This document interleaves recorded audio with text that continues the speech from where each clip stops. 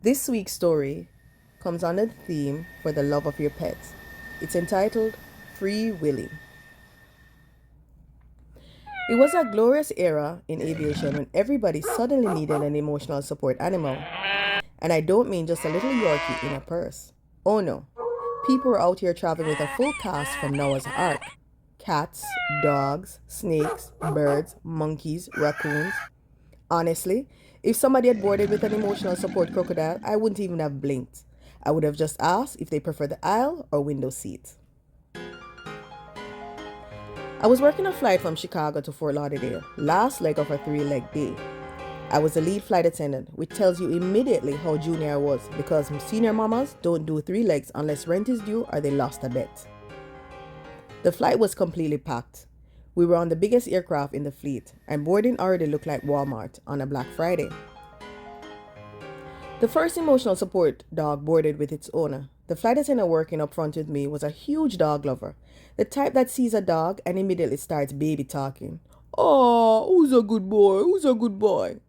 That dog said absolutely not. That beast started growling like it was protecting the gates of hell and almost took her hand off. We had to call a CRO officer to intervene because Kojo apparently was emotionally unsupported by humanity. The owner finally put the service dog in his carrier while acting offended that we didn't appreciate Satan on a leash. Boarding continued.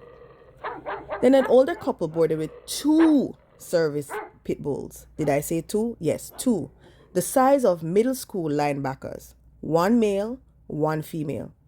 Apparently, the female pit bull had just gone through a breakup because the second she saw the male dog, she started growling and snapping at him like he forgot their anniversary. Passengers froze. One man in 14C pulled his feet up immediately like the pit bull was a shark circling in water. I explained politely that if the dogs continued acting hostile, they wouldn't be able to fly. The older gentleman offered to sit in the back with the male dog like they were going through a custody arrangement. Luckily, the last row had open seats, so off he went to the back of the aircraft with Clifford, the big red pit bull. The female dog immediately calmed down the second he left her line of sight. Honestly, girl, I feel the same way. Now we're trying to finish boarding because the crew was dangerously close to timing out. One more delay and we'd all be spending the night in Chicago, freezing. That's when another older gentleman rushed on board carrying a pet carrier. Inside was a macaw. Now if you know anything about macaws, they don't believe in silence. These birds are basically flying toddlers with bolt cutters for mouths. I told him to hurry to his seat because we needed that aircraft door closed immediately. He sat down, we pushed back, and somehow departed on time by the grace of God and caffeine. We reached cruising altitude and finished service. The cabin got quiet. People were sleeping, reading, staring out the window, contemplating life choices.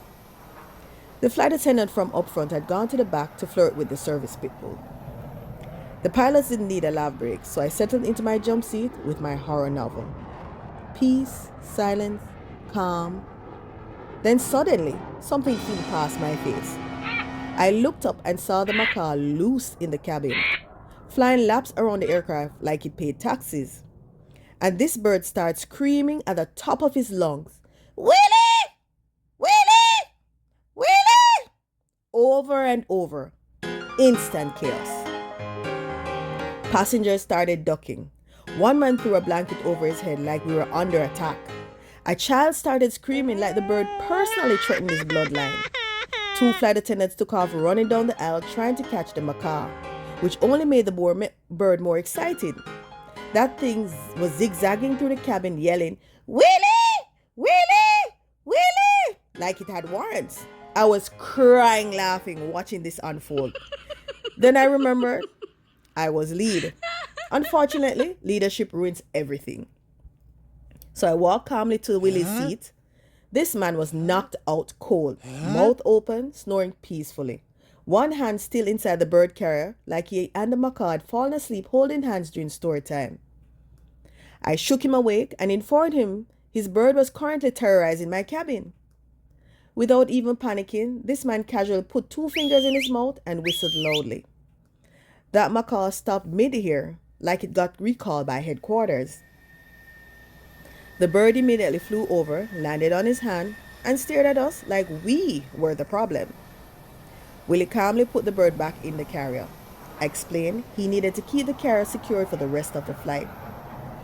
He apologized and said he had been petting the bird and accidentally fallen asleep. Like, sir, you fell asleep mid-petting session and released an airborne demon parrot in a pressurized cabin at 35,000 feet? But all right.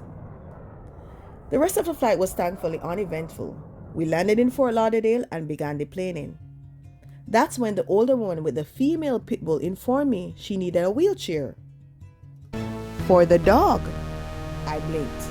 I said, ma'am, we do not provide wheelchairs for animals. She insisted the dog wasn't feeling well and she couldn't carry it. So now the entire crew is standing there 30 minutes after deplaning, watching this pit bull slowly crawl off the aircraft like it had just completed military training. We followed behind with our luggage, exhausted and spiritually defeated. Then at the top of the jet bridge, the dog stopped, looked around, and vomited everywhere. The gate agent looked ready to resign on the spot.